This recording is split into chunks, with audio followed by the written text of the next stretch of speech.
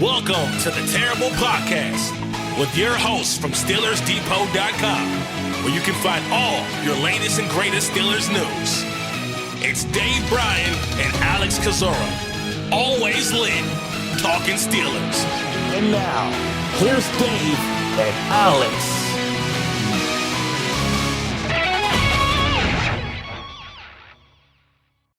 Welcome to the Terrible Podcast, Season 16, Episode 48. He's Dave Bryan. I'm Alex Kozora, SteelersDepot.com. Thanks for being back with us this Monday, Steelers Nation. And it was a late Sunday and not an enjoyable one. The Pittsburgh Steelers falling to the Los Angeles Chargers 25-10. Pittsburgh now 5-4 on this season. Baltimore Ravens right on their heels, winners of 3 straight. So, Dave, I think it's pretty clear Pittsburgh played its best game of the season last week against the Colts. I think it's equally as clear Pittsburgh played its worst game of the season Sunday night against the Chargers. Yeah, happy Monday to you too. I'm too worn out and to even deliver some good bars of gloom, despair, and agony. And what we saw from this team Sunday night was a step below gloom, despair, and agony, I think, especially on the offensive side of football.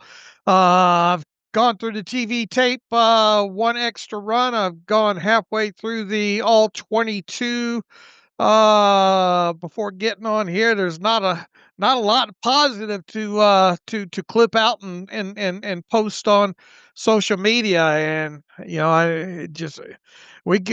got a lot to talk about, and a lot of it's not good on this Monday morning. So with that, we do have obligations to get to our touringplans.com housekeeping portion of the podcast. So I guess we will start there, right? Well, let's do our 30,000-foot view, just quick overview of the game, of Bad. this loss. It was bad. Back to you, Alex. You want me to just keep going? Can you expand just a little bit? Just to still that. I mean, the defense played okay, did not create the splash that it normally needs to really elevate its game. The offense was horrible. Aaron Rodgers' worst game of his career.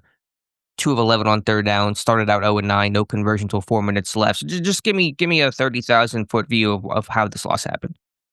Yeah, the defense I thought held up their end of the bargain. Up until halftime on into the second half and all, but there was obviously you didn't get complimentary play at all, especially from the offense. When you're sitting there and you're rattling off the 0 for 4, 0 for 5, 0 for 6, 0 for 7, 0 for 8, 0 for 9 on third downs, and you're not creating explosive plays, and the few chances that you look like you might be able to hit on some explosive plays down the field, passing, Aaron Rodgers missed. Aaron looked like he forgot his smelling salts for the trip to LA there.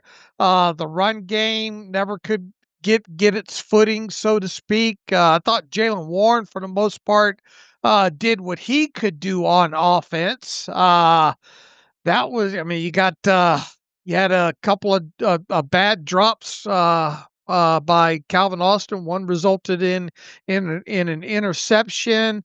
You get the one chance you get down in the low red zone, and you not only fail to convert on third down, the fourth down play was very, very suspect. It seemed like a very low probability chance there.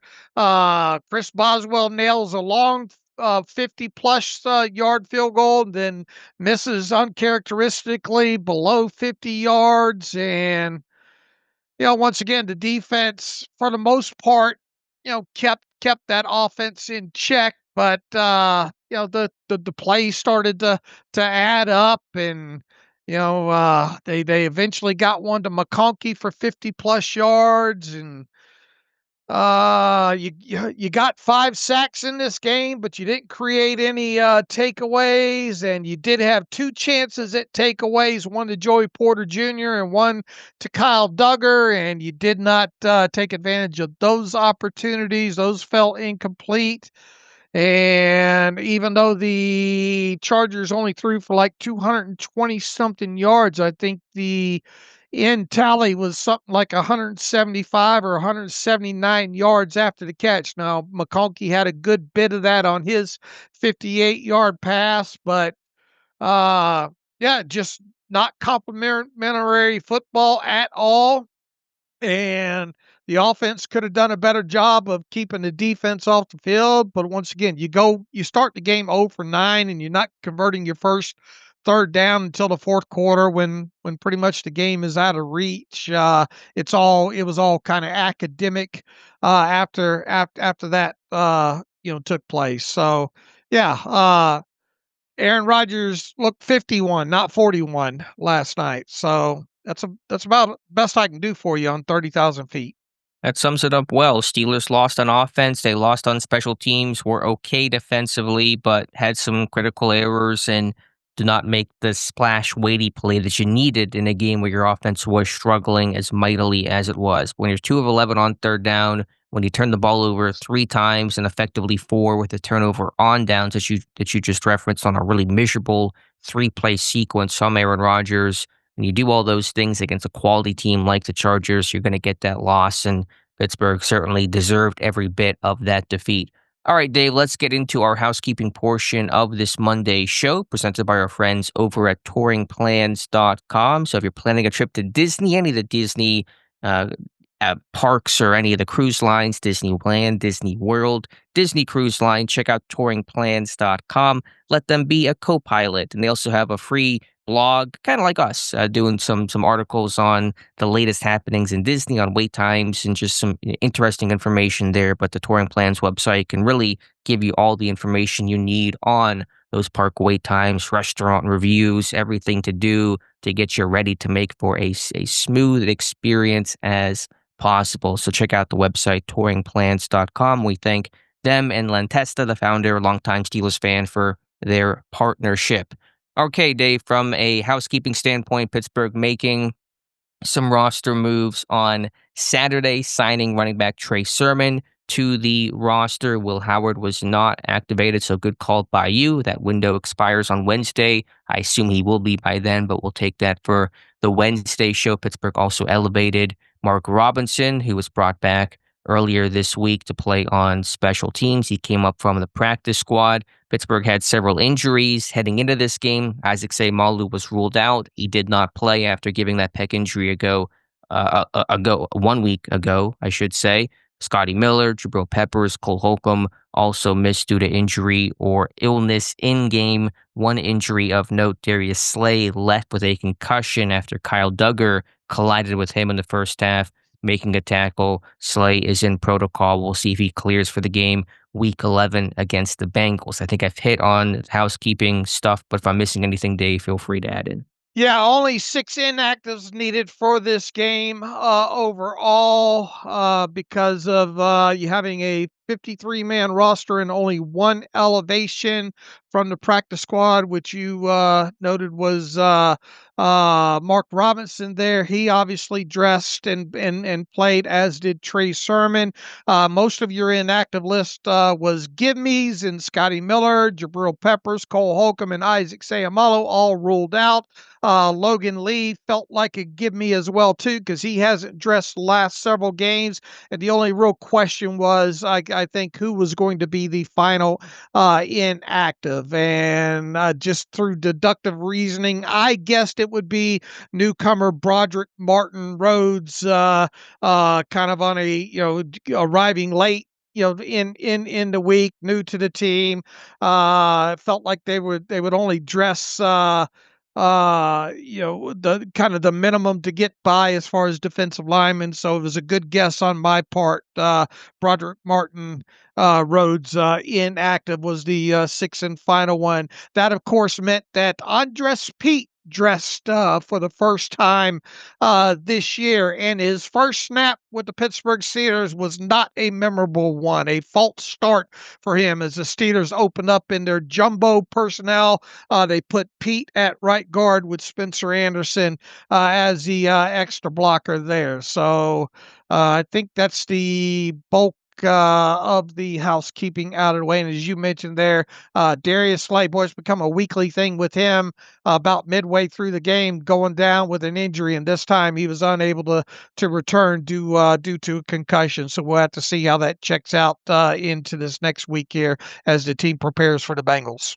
It was interesting, Pete, with 8 snaps, and as you mentioned, whenever they would go to that 6th offensive lineman look, Anderson remained in that role as that tackle eligible, and Pete came in to play left guard. So Pittsburgh felt so strongly about keeping Anderson in that position, they decided to do an unusual move to have someone come in and replace Anderson at left guard, since Anderson was getting the start for the injured Isaac Seumalo. So obviously, Pittsburgh could not use that as often as they would have liked to, with a limited number of plays, just 50 in total, and then falling behind in the second half of this game. But really kind of speaks to the level of trust and comfort they have with Anderson as that 6th offensive lineman. So that is reflected in the snap counts.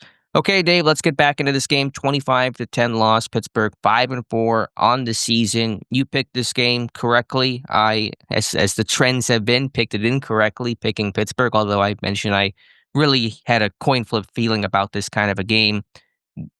Let's start with the offense, because obviously it was the real eyesore of this game, beginning with Aaron Rodgers, who was just miserable across the board. The stats don't even tell the whole story. 16-31, 161 yards, 1 touchdown, 2 interceptions, was sacked 3 times, a quarterback rating, a QBR, I should say, a 4.6, quarterback rating of 50.6, his lowest completion percentage in a game since 2020. Just bad across the board. And yes, some guys didn't do him favors. Austin, other guys could have maybe made some contested catches, but Rodgers was just brutal in this contest. Yeah, absolutely he was, and luckily he got some.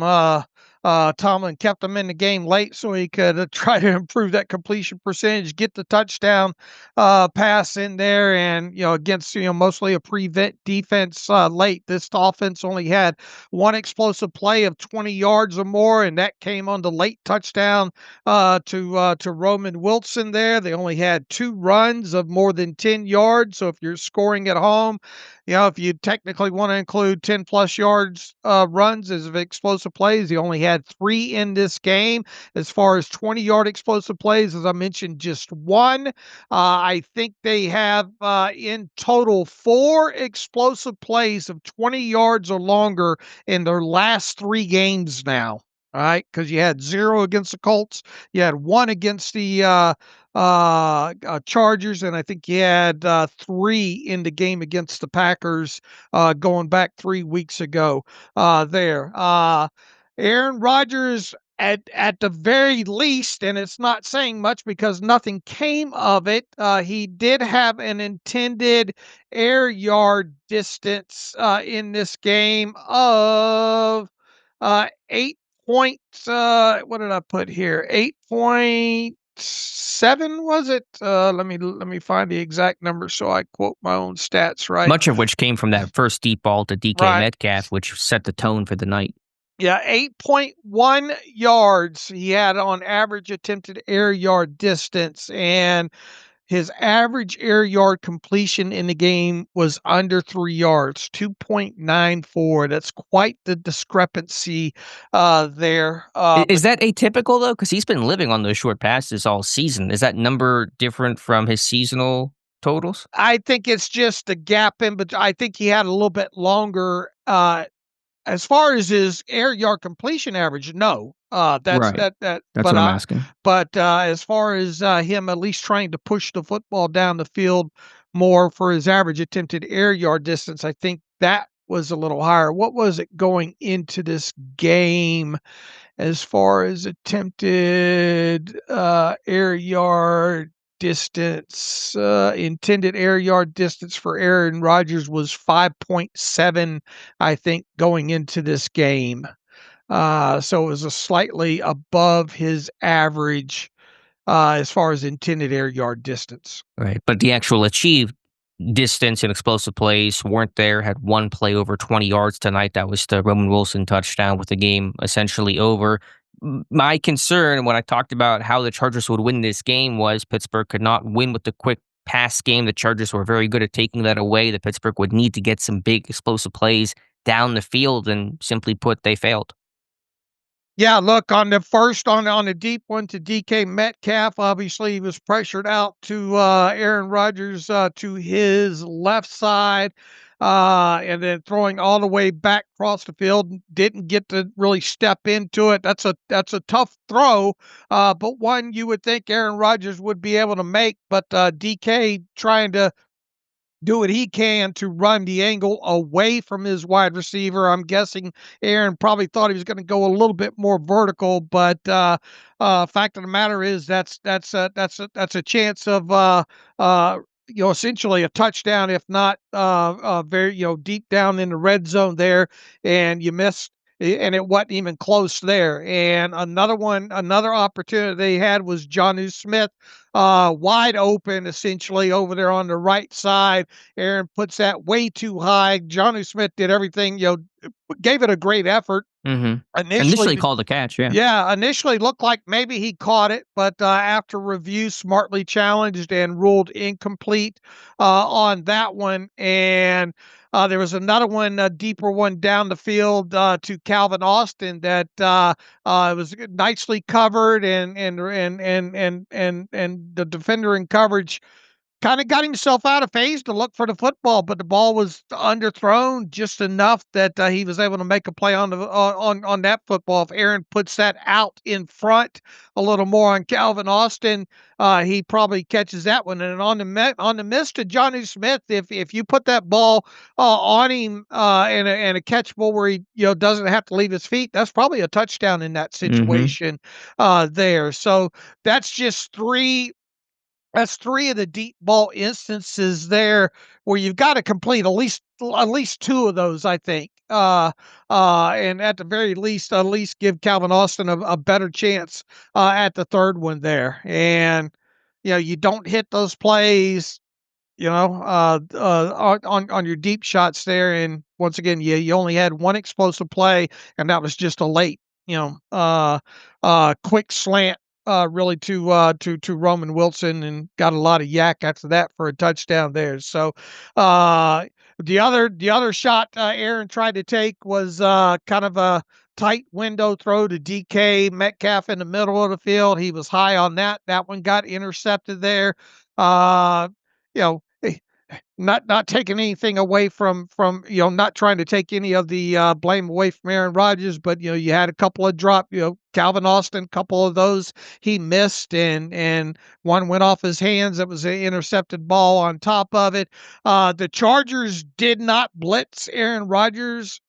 I think Next Gen says one time in total there, and the offensive line for the most part did not do a great job against just four-man rushes overall. They've given up some pressures, and boy, that early safety and all was just ugly to kind of watch. Aaron thought Fautano and Mack were past him. Mack retraced his steps. Fautano came with him. Aaron was not expecting that to happen, and Fautano and him essentially kind of collide, and that knocked the football out, and you get a safety there. So Aaron looked very, very unsettled overall in the pocket. Uh, Bad mechanics, not stepping into throws. Just a ugly night. And he was sacked, three times in total. This team played behind the sticks quite a bit in this game. This is an offense that we've said several times just cannot handle any negativity. And you got negativity right off the start. I mean, you're starting the game 1st and 15.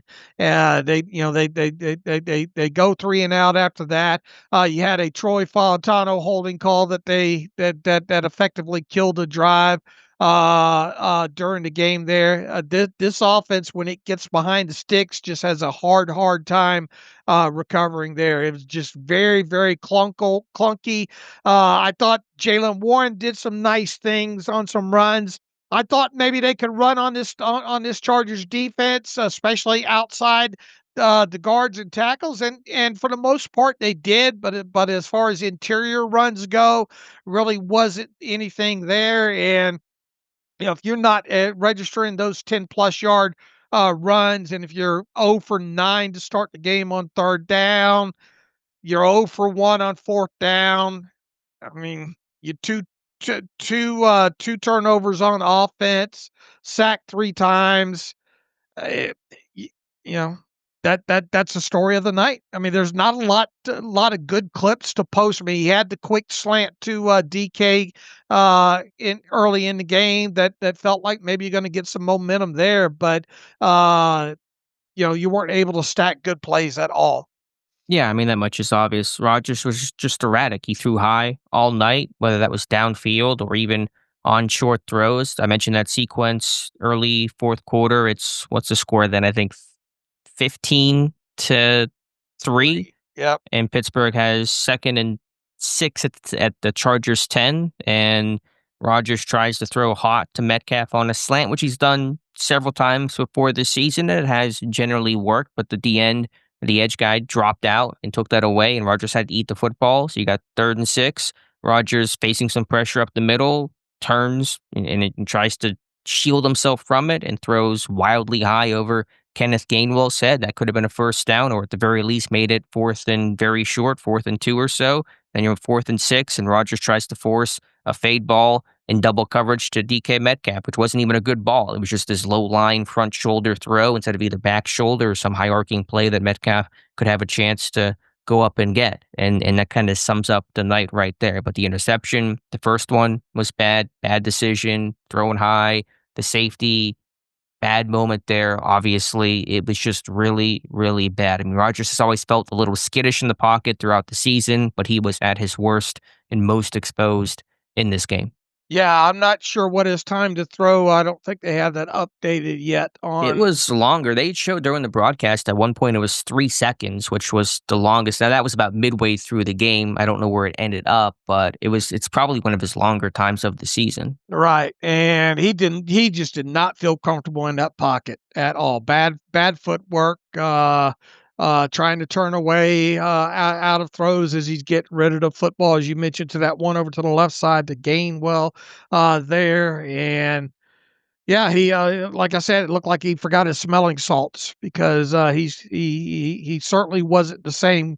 Look, he hasn't been. It's not like he's been over the top great, as we have mentioned. He's been where this team has benefited from Aaron Rodgers mostly, through the first 8 games of the season was the red zone play there, and we mentioned the down to field throws, recapping the where he sat on 20+ yard throws. I think somewhere at 33% going into this game, and obviously did not hit any in this game whatsoever. So they attempted to at least push the football down the field more in this game. And yeah, he probably his time to throw time was probably a little bit higher in this game than it's been the last couple of weeks, but it did not correlate into completions down the field because once again his average yards per completion, at least on the raw stats, is under 3 yards. They did not do a good job of getting much yak in this game. I think what Warren had a little bit. I think DK on a quick slant there, and then obviously Roman Wilson on his touchdown. But outside of that, there wasn't a lot of yak to speak of. You only have 16 completions on a night where you were trailing for a good chunk of this thing, so just not many catches to have yak on, just not many plays. Pittsburgh, again, I know I'm a broken record, Dave, but outsnap 69-50 per ESPN. Pittsburgh has lost the snap count battle in all 9 games this season. The Chargers held the ball for over 37 minutes. They're playing the game on their terms. That's their brand of football. Be physical, run the ball, control time of possession. That's what the Chargers did in this game. I So, mean, it was 15-3 going into the fourth quarter, right? Into but you the didn't fourth. feel good. I mean, No, no, but I it mean, felt pretty weak. if you bury that drive down low, and you'd already at that point you'd already left 3 points on the field with the Boswell miss, and I mean, that's a gotta have it situation. Do I blame them for going for it on the 4th down? Absolutely not. But and I think Aaron said, I think I gotta go the other side there. There was nothing open on the other side there.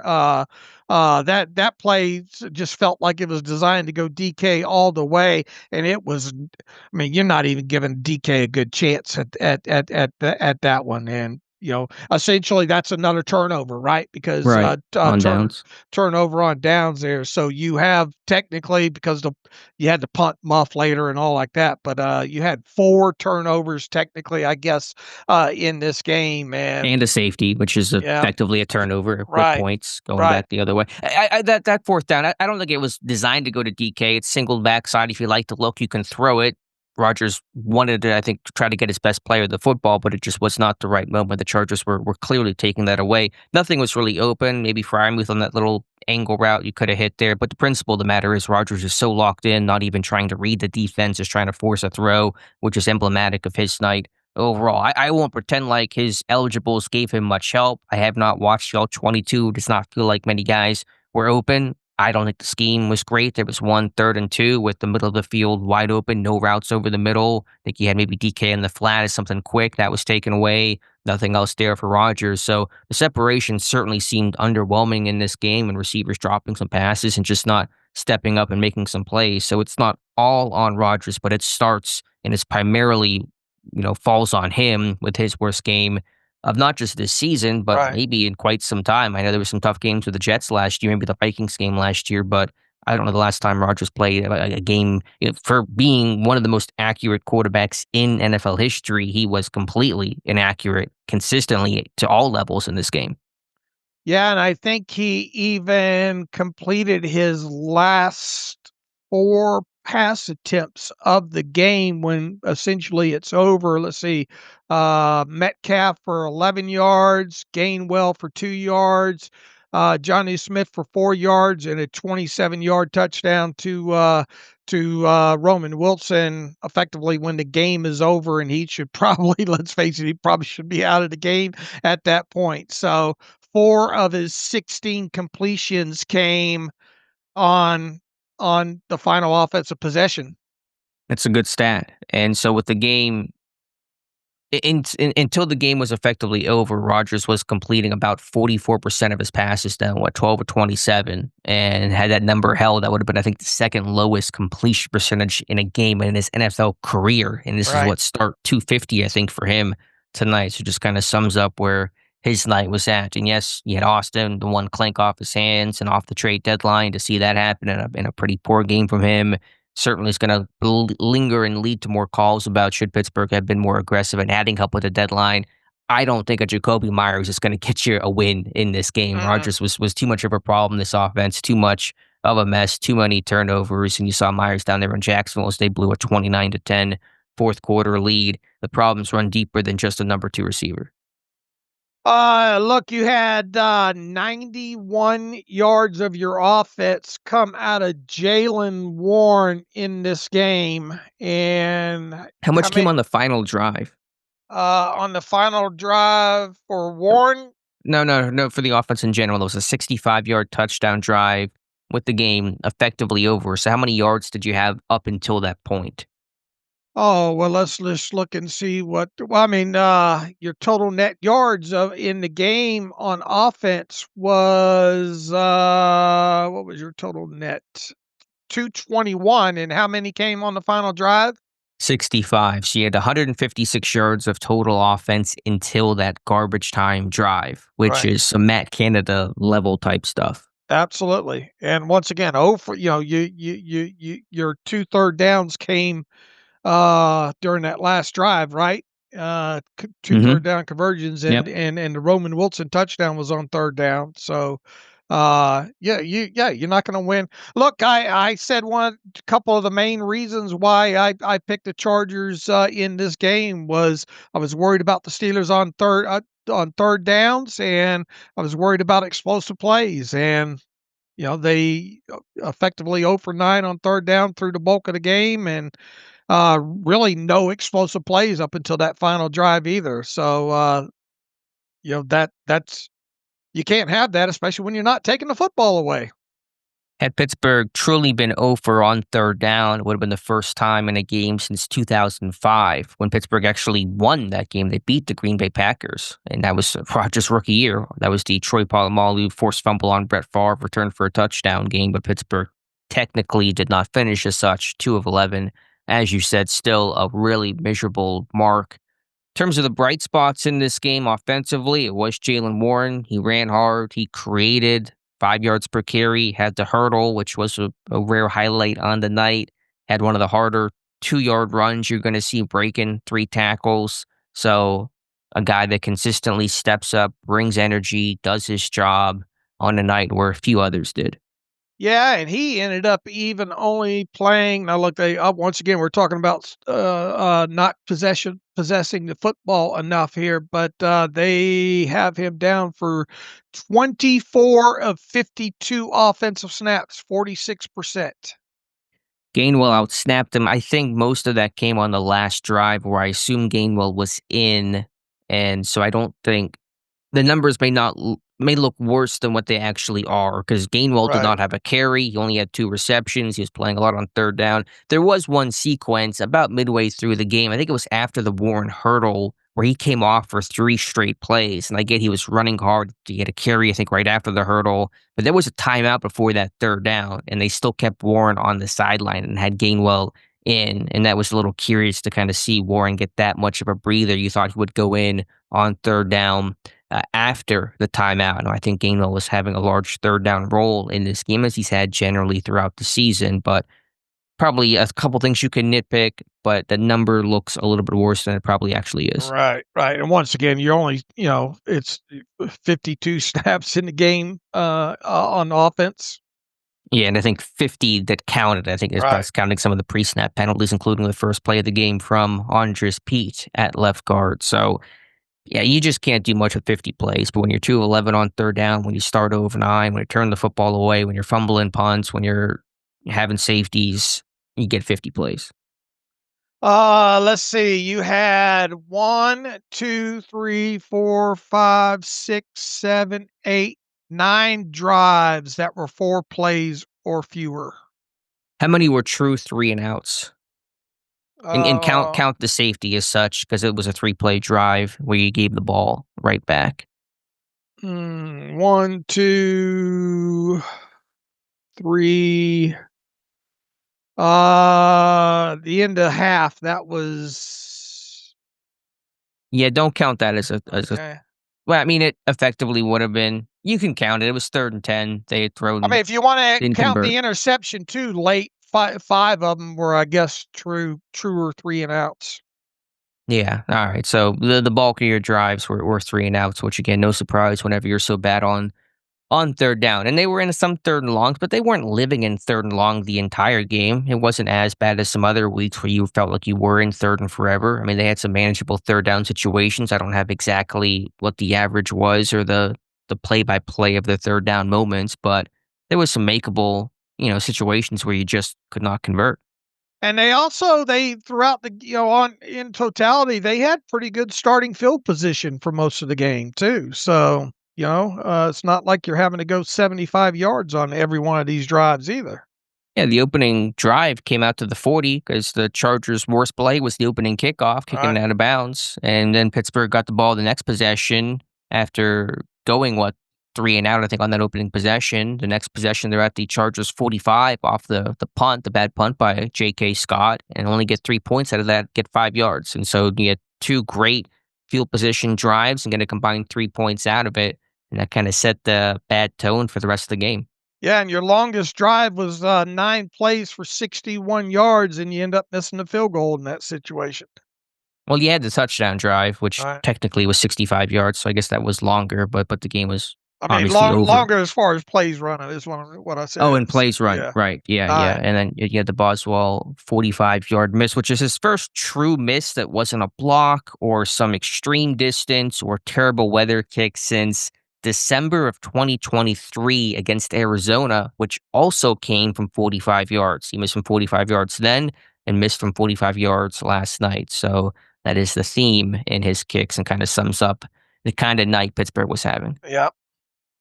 Anything else offensively? The O-line Broderick Jones had some issues defending some of the inside counters. I didn't get a great feel for the rest of the group. Tanu looked okay, probably not his best day.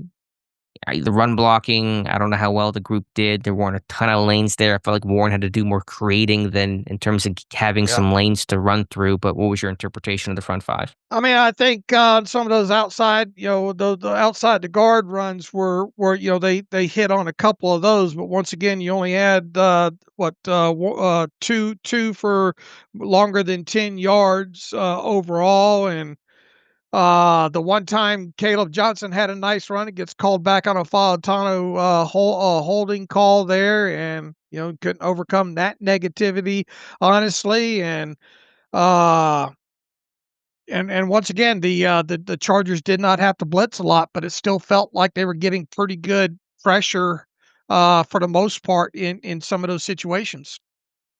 Yeah, they did. The Chargers rush is certainly a real factor with the edge guys and Mac getting back healthier and Oweh, being traded for and 3 sacks. Who all had the sacks in this game? Mac, Tooley, and former Steeler Bud Dupree had the first one of the night. So I'm sure he was happy about that. Yep.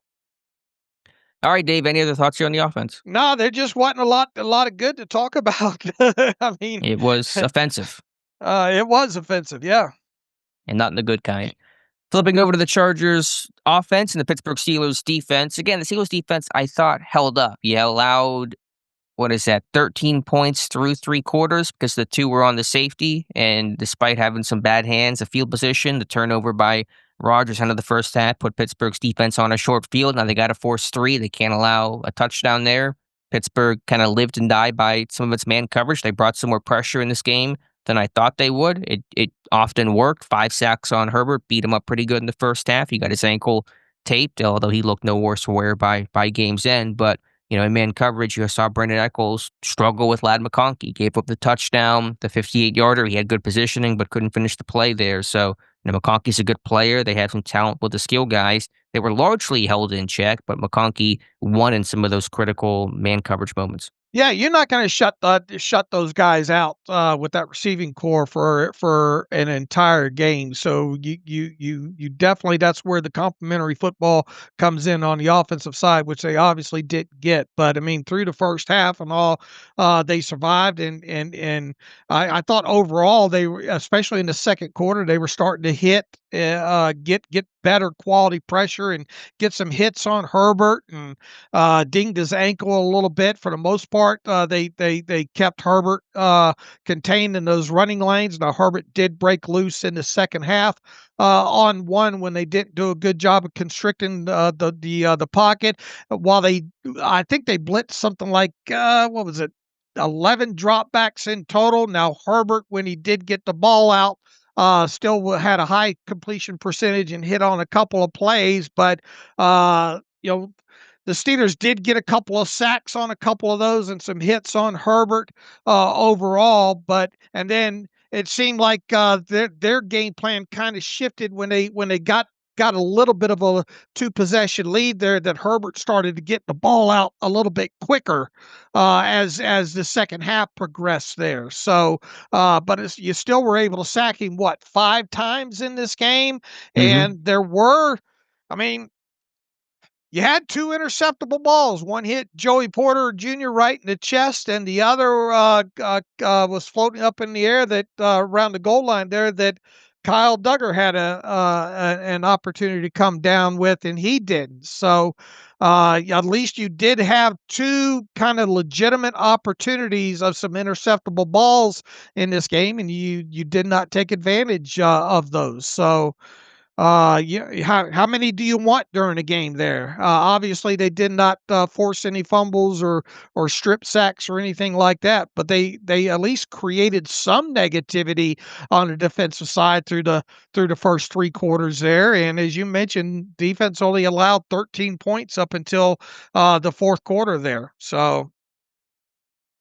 Now, I will say the Porter interception, the drop, was much more egregious than Duggar. That's a tough play for Duggar, having to dive off a tip pass. You'd still like him to make it in a moment where you need some sort of splash from your defense, but the Porter one just has to be made, and it's very the Ike Taylor jokes. ensued. The number 24 jersey, Porter had the pick last week, but I mean, he's staring it down the whole way. I don't know if he was in zone or man. I forget exactly what the coverage was, but he sees it the whole way. Herbert never sees him, throws it right into his hands. And what a sequence that was. Probably remembered enough to not be my forgotten play, but you talk about a turning point because you had a drop interception that leads to the punt that then pinned Pittsburgh down at their 6-yard line. And then 3 plays later, you had the safety. So if you get the interception there, you're in plus territory. Instead, you're backed up on your goal line, leads to the safety, and everything kind of goes downhill from there. So you got to capitalize on that moment. And Porter, well, I think his man coverage has been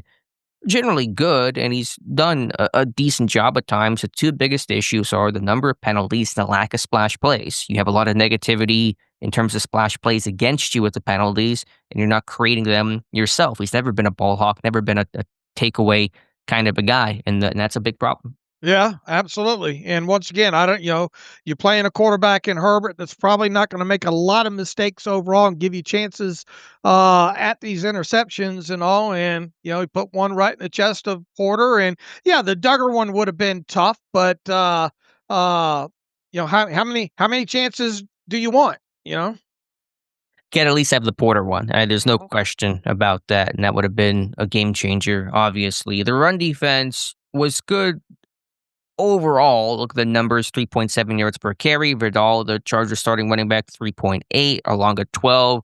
The run defense did begin to leak in the middle portions of the game. The Chargers felt like they were kind of getting that pile to push forward. They were getting some lanes. Vidal was getting his team on schedule, kind of brought back the Chargers' rhythmic passing game, which took some heat off and some hits off of Justin Herbert.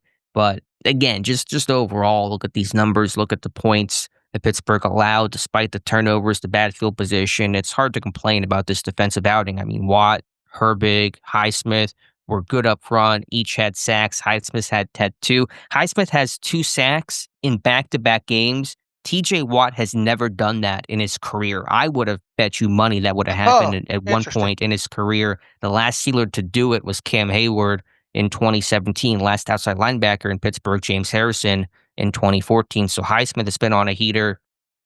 Benton played, I thought, a good game on first blush. Another sack, 4.5 for the season. Run defense seems solid and early run stuff. Herbig had a run stuff, a tackle for loss. I mean, you got your front 7 kind of playing the way that you would like. You just couldn't get the big plays, and obviously your offense did you no favors.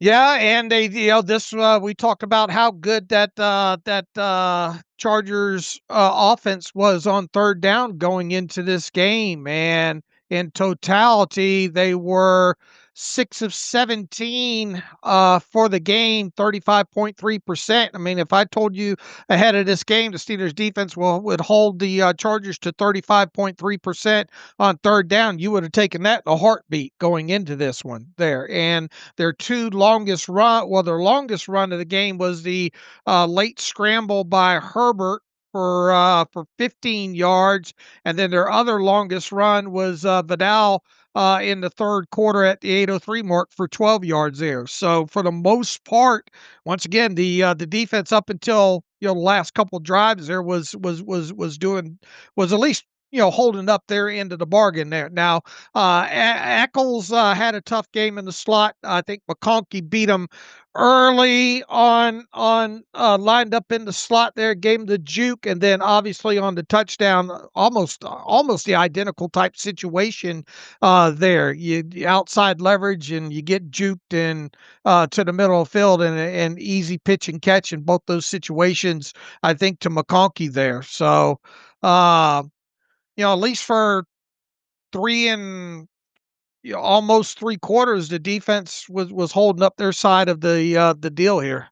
Yeah, like you said, Chargers came into this game number 1 in the NFL on third down, converting just under half the time, 6 of 17. They did have the 1 fourth down push after Pittsburgh got a third down push stop, which is maybe the first time they've done that this season. So even if you include the fourth down pickup, which you should, they were 7 of 18. You still sign up for that. That's still a good outing by this defense, but there were some of those issues on third down. The catches by McConkey, the one by Keenan Allen on a pretty third and long, where I think, I don't know if Porter gave it up, but that was over the middle. You had some issues in man coverage defending middle of the field versus some of those crafty, smart route runners, and McConkey, who's a great player, and Keenan Allen, who's a third down chain mover. You have Gadsden in check. He had some drops in this one. Felt like Porter was on Gadsden a good bit, and Gadsden, I think, bowed out with a knee injury midway through or kind of later stages of this game. But overall, Johnston, 5 catches for 42, Allen, 2 for 19, Gadsden for 3 for 13. McConkey had the big game and had the big numbers on you, but you generally held some of these guys in check. Yeah, but once again, if I would have told you that the Chargers had one explosive play at 20 yards or longer in this game, and the Steelers would have held them to the third down percentage that they did, plus told you that they would have had the 5 sacks, you're signing up for that overall. Now, it did it felt like it was nickel and dime in the yards after the catch, and I had to double check those numbers a couple of times there because I thought, man, was it that high? But 220 passing yards for the Chargers, and once again, somewhere in the neighborhood of like 179 yards after the catch. Now, a lot, McConkey, a lot of that on the 58 yard catch and run, obviously, and sometimes the other guy's going to win and make the play, and that was pretty tight coverage overall, but you just can't let that pass get completed, and it was pretty much a dagger type situation for the 58 yards overall in that situation there. So there were a couple of missed tackles. I don't know what the final number was on the missed tackles, but the yards after the catch could have been a little bit better, obviously, in this game. And that McConkey catch came on third down, 3rd and 6. So a big moment when you try to get off the field, and that kind of sealed the game right there. So there's certainly, even though Pittsburgh's third down conversion rate defensively was good overall, there were some key third downs. Was his touchdown a third down, or was that an earlier down? What down did McConkey score on? That was 2nd and 10. Yeah. So not a third down, obviously, but still, that was the issue. Should note, Joey Porter Jr. briefly left this game with an unknown injury. He did return. Mike Tomlin said he's okay. That forced Jalen Ramsey to come down from a safety spot and play corner in this game because Pittsburgh was out of corners with Slay already out with his concussion. James Pierre came in. James Pierre, a very good game for James Pierre. He's had a really strong season. He's been a very hot and cold player throughout his career. He's been really impressive throughout 2025 in his action off the bench. But then once Porter came back, Ramsey moved back to safety. Chuck Clark came in to pick up those snaps at safety until Ramsey pushed back. Right. Anything else here defensively, Dave? I thought Benton had another good game up front overall. A little bit of a gap integrity, I think, on a couple of those runs by Vidal. But and once again, I don't know what the missed tackle portion was, but other than yards after the catch and some of those third downs, and obviously not taking the football away, and once again, I have to go back and with a fine-tooth comb. It felt like Herbert tried to speed up. In fact, I think Next Gen Stats even said that he had to. Not surprising, he ended up having the quickest snap to throw time. What was it with him? Quick release helped him negate pressure, facing just a 30% pressure rate, his second lowest in the game this season. Herbert completed 15 of 21 pass attempts under 2.5 seconds for 71.4% for 145 yards, and his only touchdown, going 5 of 12 for 75 yards on throws longer than 2.5 seconds. He averaged a 2.21 second time to throw, the quickest in a game in his career for Herbert. So he ended up having his quickest time to throw time of his career. And we've seen that a lot. That's the book on beating Pittsburgh's defense, is don't let that rush get home. And the best way to do that is the quick game. There really weren't. How many vertical shots did they take in this game, the Chargers? Any? Over 20 yards, just 2. Both of those incomplete. When it comes to over 15 yards, he attempted just 3 of those, none complete. On 33 attempts, so a very small percentage, which Pittsburgh defended well. So it was the quick game that ate them up, and that's been the story on how to play this Pittsburgh Steelers defense, just out of respect for their pass rush, which was effective, obviously, in this game, and knocked Herbert around in that first half. Looks like all but 2 of his completions were under 10 yards past the line of All scrimmage. right, there you go. And he had 1, 2, 3, 4, 5, 6, 7, 8, 9, 10 completions behind the line of scrimmage. Yeah, it's not a bad way to go about it. It worked well enough to at least get a victory in this game. They beat the Steelers with their own style of football, Yeah, effectively. that's really how Pittsburgh's operated, and that's certainly how the Chargers won this game. Special teams, not so special. Boswell did hit from 59, which was great, but then missed from 45. You had Keyshawn Williams, the muff punt. I was really thinking Pittsburgh could have a good day in the punt return game. The Chargers punt coverage team has been really poor and suspect throughout the season. It was the Chargers who made the splash instead. So you just can't have that. Yeah, and you lose a whole nother offensive possession in that situation as well, too. By that, and well, what a helicopter punt that one was. You can't simulate that with a jugs machine, can you? I don't think you can, not especially under the primetime lights like that. Should note, Roman Wilson ended up playing a lot of gunner in this game. It was Pierre and Eccles to start, and then with Pierre playing full-time corner, once Slay went down, they subbed in. Roman Wilson seemed like he did an okay job. He had a so there's tackle, didn't he? Yeah, I think he's down for 1 tackle of the solo variety in this game. I think forced a fair catch on another, so that was something for him after also scoring a touchdown in this game.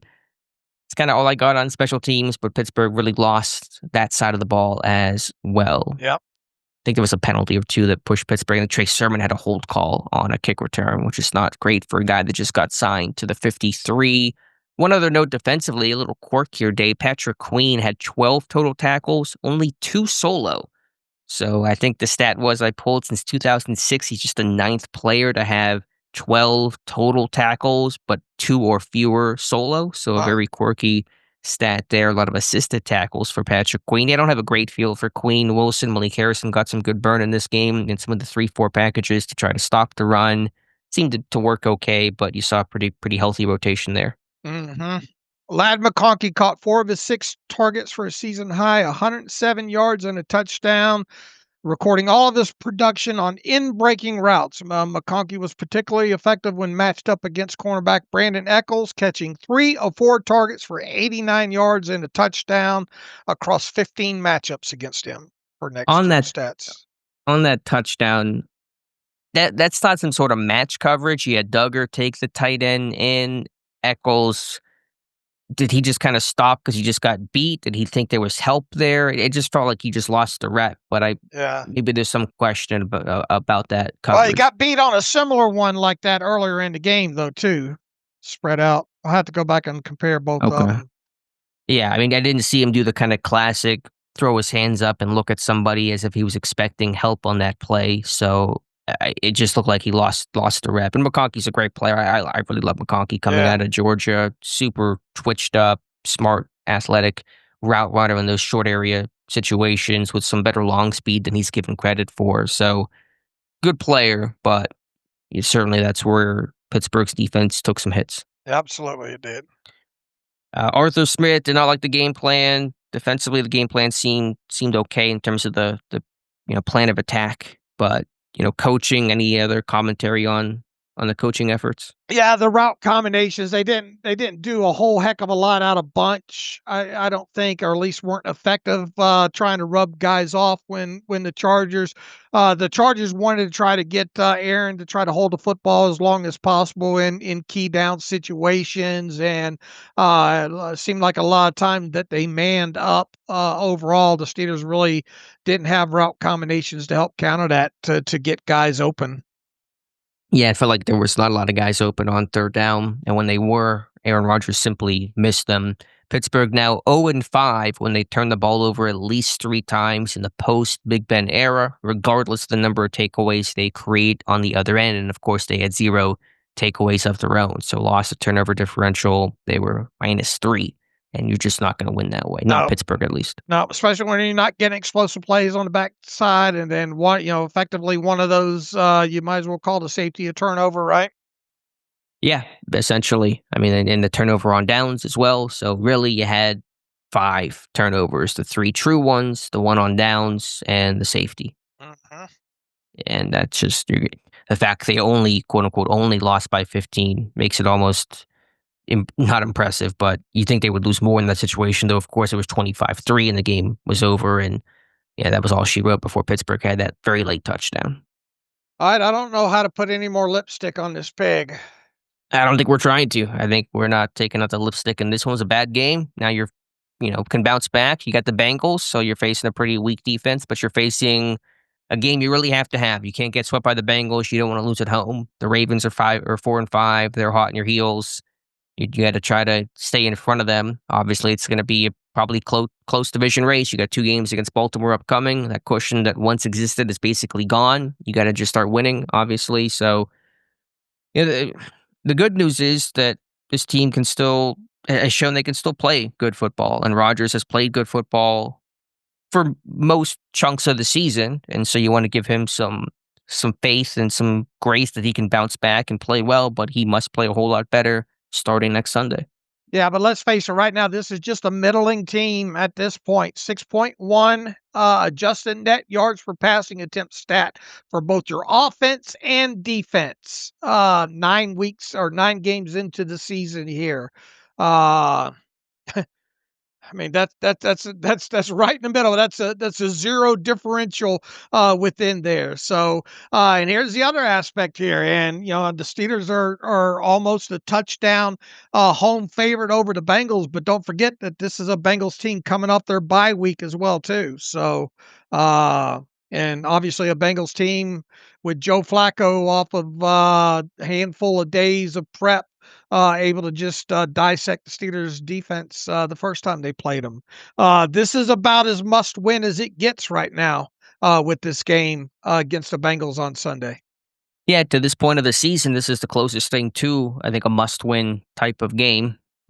So we'll see. I really want to see the plan for Ramsey. Whenever Tomlin speaks on Tuesday, I want to hear about, is he going to stay at safety? Are they going to put him at corner to face some of these Bengals receivers? That's what you brought him in to do.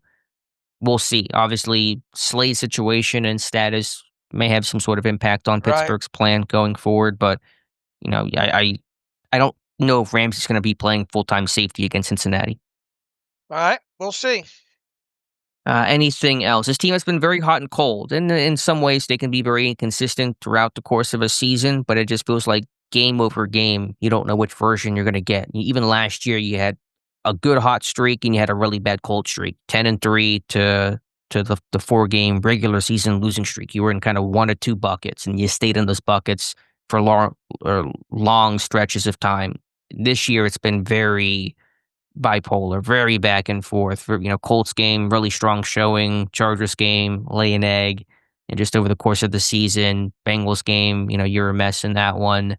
So it's been hard to get a read on this team in terms of what version of Pittsburgh you're going to get on any given outing. Yeah, it just very inconsistent. Like I said a couple of shows ago, like a box of chocolates. You don't know when you bite into one what you're going to get.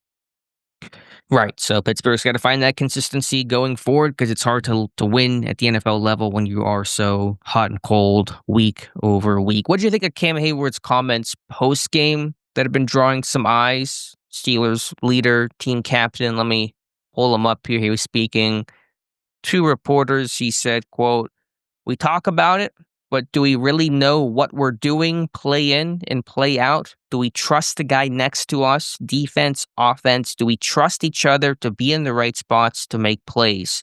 End quote. What do you make of that? I mean, I don't think he's telling a lie there. How concerning is that if you're talking about, do we know what we're doing and do we trust our teammates, and you're a veteran-laden team more than halfway through the season? Does that send up alarm bells? Oh, absolutely. At this point of the season, it does for sure. How do you fix that? Good question. Yeah, Mike Tomlin is not lacking for confidence, though. Well, maybe so, but What does that get you, and what has that gotten the team so far? It's got them to what your record you are what your record says Mhm. you are, right? You're 5-4, and you're a very once again you're a very inconsistent team. You don't know what you're going to get from one game to the next.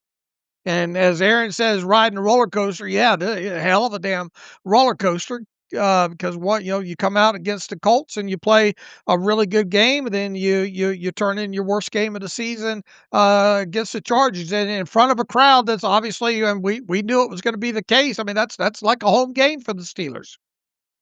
Yeah, I mean, the crowd was loud, it was energetic, but it got quieted really quickly. There was not much to cheer about, and the Chargers could kinda start rolling, their way. I mean, Pittsburgh had them on a silent count. They forced a false start, stem in the front, which is something you usually do at home because of your crowd, but you could do on the road in this game. But, in the second half, you could feel the Chargers crowd because there was nothing for a Steelers fan to cheer about.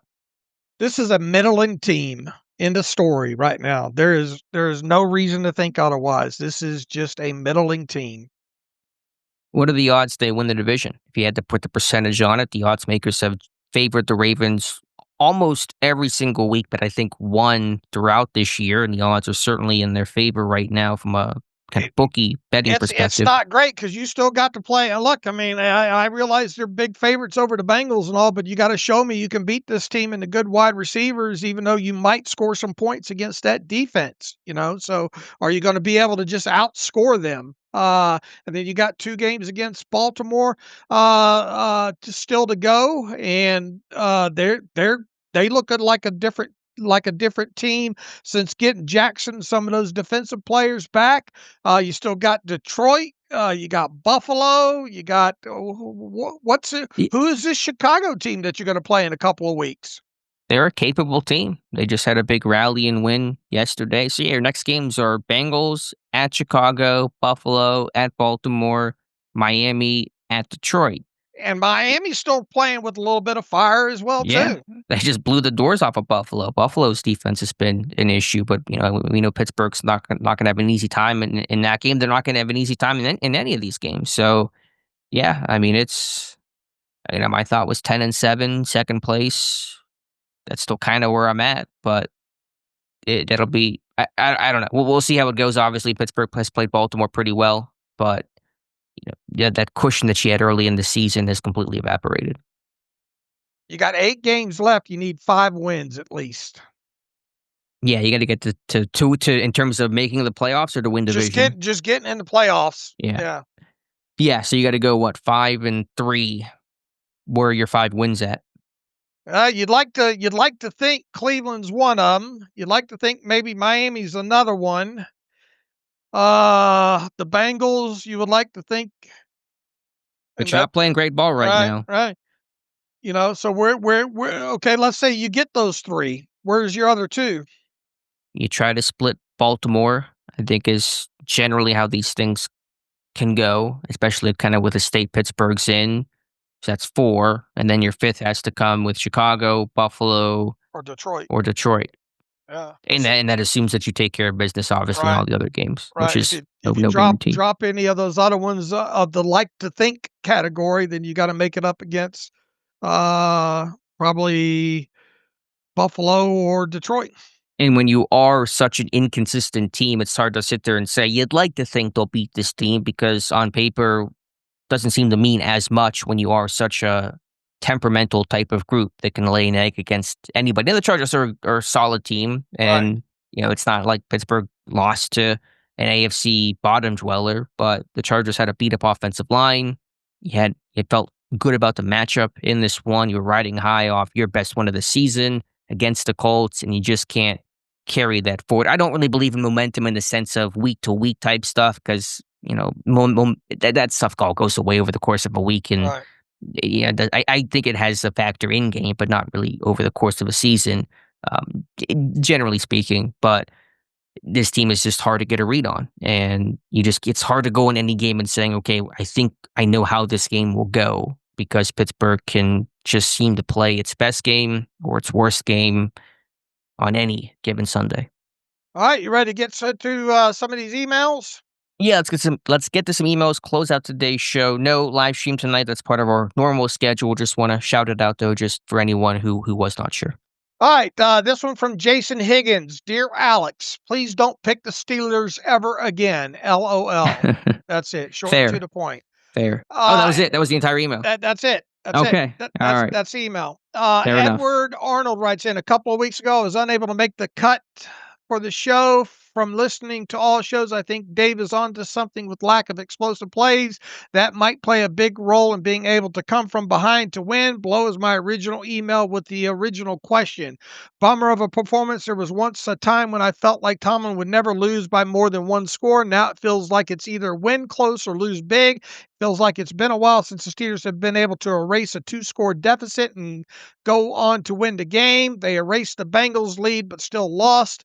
I'm curious if the Depot crew has done any research on this. On the bright side, it's only Shane Steichen's Colts coming. This was obviously, he's repeating his email from a couple of weeks ago there. But look, I mean, lack of explosive plays. I hit on that going into this game, and as I just noted here, you've got now 4 explosive plays of 20 yards or more in the last 3 games.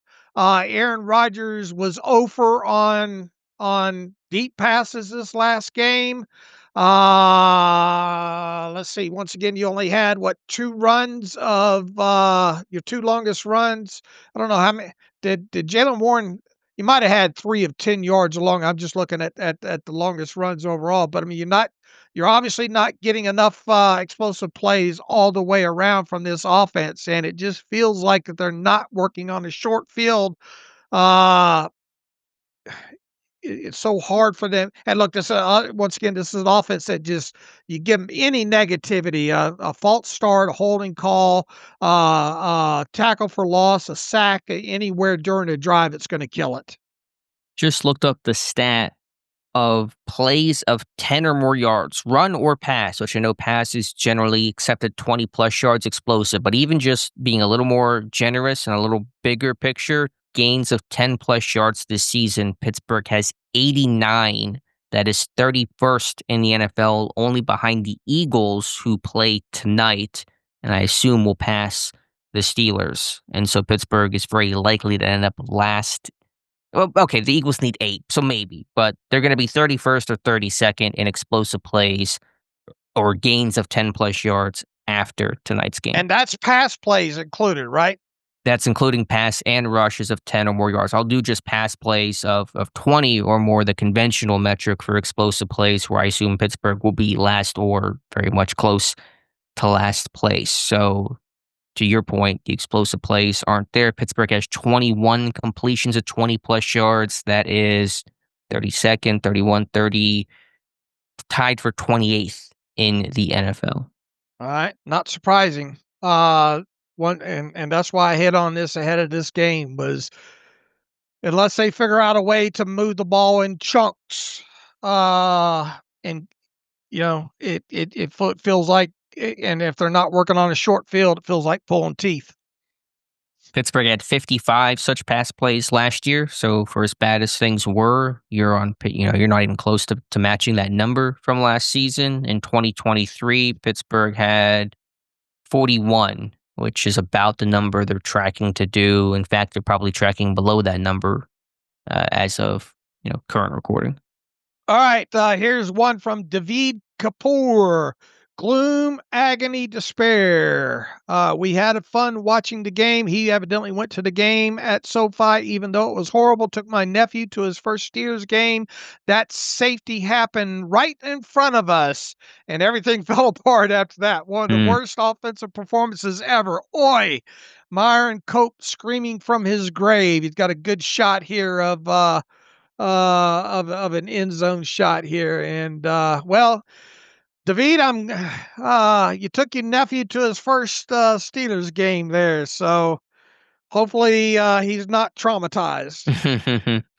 Yeah, sorry you had a pretty rough outing there, David. Appreciate you emailing. I know you're a big part of the live stream, so hopefully next game you go to will be better results.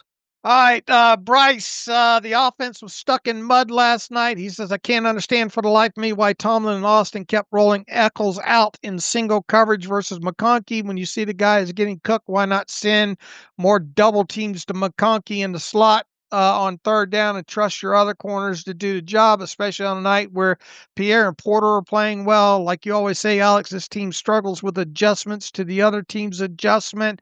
Number two, a fade on 4th and 6, child please, on a team that's designed with multiple tight ends, where the bunches, stack formations, rub routes, shifts, motions, etc. to create more space. This team is hell bent on not using every tool in the toolbox to create success. I mean, look, we talked about the play 4th and 6. I already highlighted there that just didn't think they were doing enough out of bunches and stacks to run some rub routes against some of that man stuff. I don't know how the way Aaron was playing though. I don't know how much that would have helped. And as far as McConkey, I mean, look, you got to pick your poison within that. And, Mike Tomlin tried to make it a point, I guess, that McConkey only had 4 catches in the game, but those 4 damn sure were impactful, weren't they? Yeah, one a touchdown, one a 58-yarder. Kind of a weird downplay from Tomlin, but you did post a clip. I just saw them defending that Yankee concept better. So, Hey, hey, let's go yeah, celebrate. yeah. Now they, if you look at the tight end leak out. He didn't All have right. time. He didn't All have right. time to. Let me hold on to something, Dave. Yeah, he didn't have time to get back around to that. But once the tight end released to the top of the screen, he was uncovered there. But Oh, yeah. he Pittsburgh's was, been bad about those yeah, check and releases this year. yeah. But my main contention was, at least they're handling that Yankee better and passing that off, which they did there. Right. So, championship. Yeah. Let's go to the next one here. Let's see what we have. Deshaun Campbell. Sup, guys? Man, it's hard being a Steelers fan for 6 years. I feel like it's been the same song and dance. I feel the only playmaker this team has on offense is DK, but it's hard to utilize him properly when he's double covered every play and the ball comes out so quickly. See, this game right here, Alex, is why the Steeler fans for 2 years now have been asking for the Steelers to get a true number 2 wide receiver. Calvin and Roman are not consistent enough to take pressure off of DK. Look, when DK has a bigger game, that gives you a lot better shot. And last, it's been pulling teeth try to get him the ball some of these games, and we've seen not last night, but we've seen DK have a couple of drops along the season as well too. So this goes back. How much are you reading into this, into the reports and all that? The Steelers, try to make a push for another wide receiver. The fact of the matter is they didn't get one. Should they have tried harder? Should they have given up more? Do you believe how close or the whole Waddle thing? What should they have given up what the Dolphins wanted for Waddle? Yeah, I mean, I It's don't. all spilt milk, but Sure. I don't think Jacoby Myers is going to change how defenses try to game plan DK Metcalf. I think he's going to be the focal point, especially if this was Myers' first game on a pretty both limited number of snaps and practice reps. I mean, they're going to take their chances, let other guys make plays. And Rodgers just threw some bad balls. If he hits Metcalf on that first third down, it's a giant play, probably a touchdown, and who knows how the game goes from there. So I understand the general point. I'm not against the idea of another receiver, but you got to find that true needle mover. And I don't think Myers was that guy, and he's not going to save you in this game. And yeah, with Waddle, I'm not giving up a first round pick, which is what it would have required to get Jalen Waddle. And the idea they were close, if you actually listen to the interview, the reporting from Mark Cabali does not suggest that at all. Concedes the Waddle was never going to go anywhere, that whatever Pittsburgh was offering was not even close to what the asking price was going to be. So the Waddle was never a realistic option. And I still stand by the idea that a first round pick for Waddle would have been the wrong move. And my contention all along was, okay, if they do trade, how with the style of offense that they run with the ball out quick and all like that, how much would that have really impacted the way this offense is run? I mean, would have taken a little more pressure maybe off DK perhaps, but I struggle to think how much what the complexion change would have been on the overall offense, even if you went out and got a Jacoby Myers. I mean, the last night, the issue was Aaron Rodgers. It didn't matter your receivers. Aaron Rodgers played a really bad game and was the primary reason why this offense struggled. Not the only one. Austin had the bad interception. The game was basically over at that point, so it wasn't just to put that into context. Still a negative rep. You can't have that. It's that he's got to play better. He's got to be able to make that catch and not have that one clang off his hands. Took his eyes off the football. But Rodgers was the primary issue last night. If he just has an even average game, Pittsburgh's in this thing. If he has a good game, Pittsburgh could have won this game. He had a terrible game. He was inaccurate. He was indecisive. He didn't trust what he saw. The Chargers, I think, had him pretty much off kilter. And it doesn't matter what your receivers were in that game. And it's not like Myers is some sort of great route runner that can get open and that kind of stuff, too, that Pittsburgh probably needed some of last night. If anything, they needed a Calvin Ridley type to get open one-on-one. Do you think this team will push MVS into the game day lineup here? It's interesting. I mean, partly depends on him just picking up the system and scheme. You would like to think with Rodgers that process can be accelerated. Yeah, I mean, I think you're gonna see this guy at some point. To what degree and what the production looks like as a rotational backup receiver in this offense, it's hard to say. But I think when your offense is languishing, even though Rodgers is a big part of that, you're going to look for some different people and try to have some different ways to get guys on the field and make some plays. And MVS is a guy that can make plays and make plays vertically as well, which Pittsburgh is sorely missing. So yeah, you're going to see this guy, I think, within a couple of weeks get on the field and have some chances. Do you think Keyshawn Williams has run his course now as far as the roster spot is gone? I don't think so yet. The muff punt was bad, obviously. I think they're going to give this guy a second chance. They've been generally okay about giving some of these young guys second chances off of mistakes. So I think he'll get another opportunity. If you elevate MVS, one of your wide receivers, probably an additional wide receiver might have to sit, assuming Scotty Miller stays sideline. Are you going to dress Sure. all? Are you going to dress all those wide receivers? And look, they still got to figure out a way to get Will Howard on this 53, unless they want to close his window out and leave him on Yeah. IR the rest of the season. Where does that move come from? Yeah, I don't think they want to do that. Probably Trey Sermon gets cut. I don't know if Sermon's going to end up. If you get Cole Holcomb back, the illness is weird. I don't know what's going on there, so I don't want to guarantee he'll be back for this game. But if Holcomb can come back on special teams, then you probably cut Sermon to open up the roster spot, or maybe somewhere else. I mean, Logan Lee could get cut. He's been inactive. Is he really gonna? You can get him back on the practice squad pretty easily. Should mention DeMarvin Leal signed back to the practice squad too. I don't think I mentioned that with the housekeeping. So he's back on the P squad now. Championship. Yeah, I mean, I hadn't looked at all the combinations of actives and inactives, and obviously injury will have an impact in this one. Will Darius Slay be available in this game? All that kind of stuff. So I don't know exactly how it's going to go. I'm not even sure if MVS will get the hat or get elevated this weekend. I think there's a decent chance of that happening. I just don't think that they're going to necessarily shelve Keyshawn Williams off that one bad play. All right, and even if you get MVS on the game day roster, how many snaps are you going to be able to get him on the field for?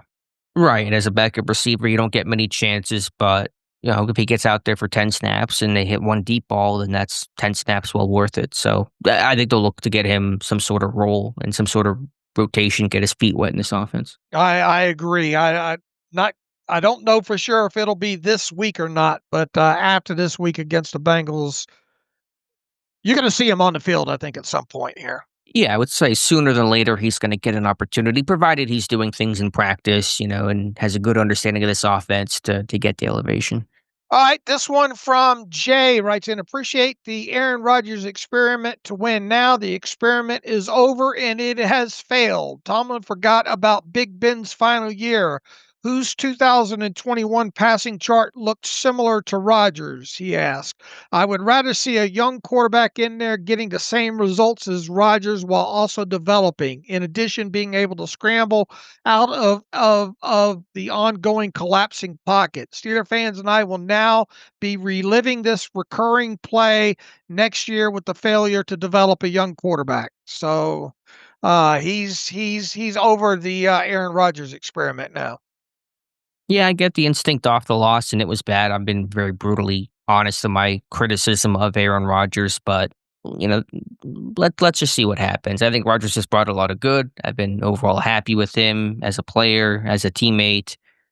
So I'm not ready to dump on him and say get out of here or it was a mistake or all that kind of stuff.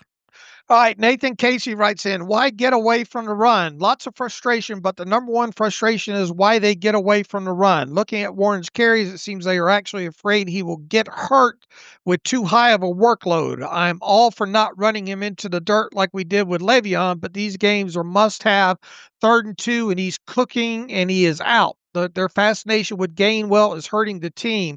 With all the ways the line struggles, pass blocking, the logical solution is emphasizing the run and sticking with it. It minimizes their weaknesses, can draw up the safeties and backers, and can open up play action and also keep our defense off the field more. Any ideas of why they aren't just running the rock and sticking to it?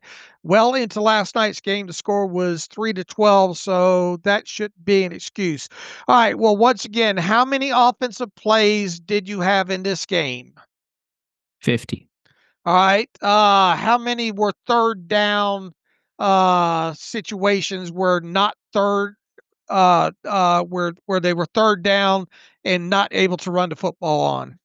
Most of I them? don't Yeah, I don't know the number. It was a handful. I can try to get the third down numbers in this game. I do wonder how much they were in third and long because I don't know if I was overestimating when I said earlier they weren't in third and long a ton. They certainly were some. I don't have the exact numbers, though. If you give me 1 second, I can pull up that data. Okay. Let me see I if I mean, Warren, he carried the ball, 14 times. Gainwell didn't have a carry. They got Caleb Johnson actually, I didn't love Caleb Johnson being around in that goal line situation, kind of backed up. I assume that's kind of part of their script, but I didn't love that for a rookie running back in that situation.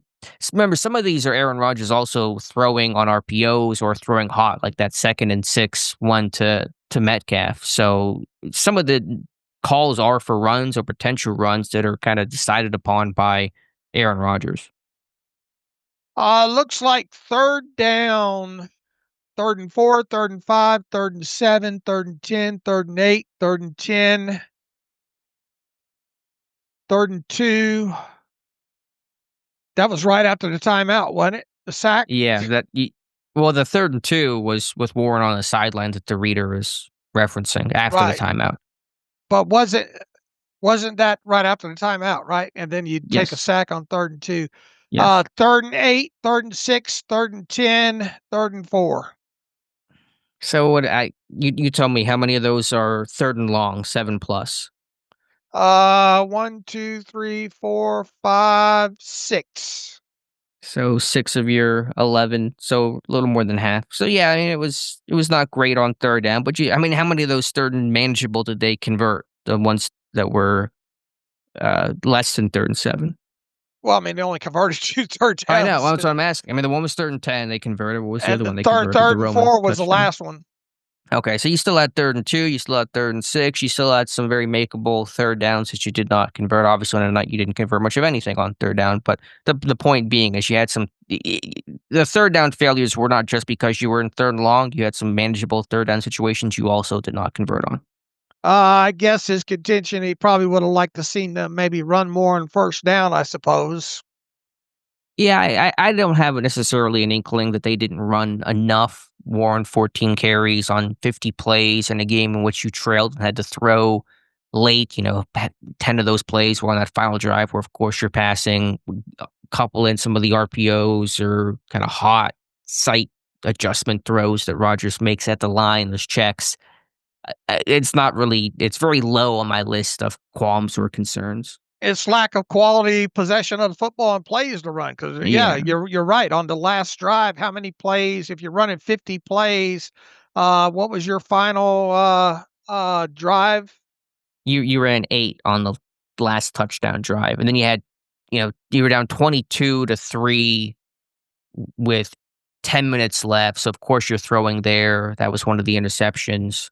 I mean, so really, 10 plays. So only 40 of your plays were kind of in competitive game scripts, not impacting your play call too much moments. It's not a Right, lot of plays. right. Uh, And early in the season, they had a pretty good split with Gainwell and Warren. Like, it was a pretty kind of 50-50 split of carries, and they've leaned on Warren a lot more in recent weeks because they know he's definitely the guy, the energy bringer, the guy that can create, and he consistently has, to his credit. So they've kind of shifted away from, well, Gainwell's still getting snaps and getting third down work and catching the ball. In terms of carrying the ball, it's been mostly Jalen Warren. right. All right. I think we got through the emails there. All right, we'll come back on Wednesday. Players have the day off today, not a Victory Monday, but I guess because of the late trip, they will not come in until Wednesday, which is kind of curious. They have Tuesdays off as they always do. Tomlin will talk Tuesday, and you and I will talk Wednesday. Yeah, we'll have a full breakdown of the all 22. Not that we're going to learn a whole hell of a lot based on from differences of the TV tape and all, but we'll try to dissect it a little bit more. Probably have some more stats to throw out at everybody. Start getting we'll look at what the injury situation is based on Tomlin coming out of Tuesday. So I'm sure we'll have play. We'll see what any roster moves are made. As it maybe this team gets Will Howard back to the 53. But anyway, we'll have something to talk about on Wednesday. So in the meantime, you can follow me on Twitter at Steelers Depot. You can follow Alex at Alex_Kozora.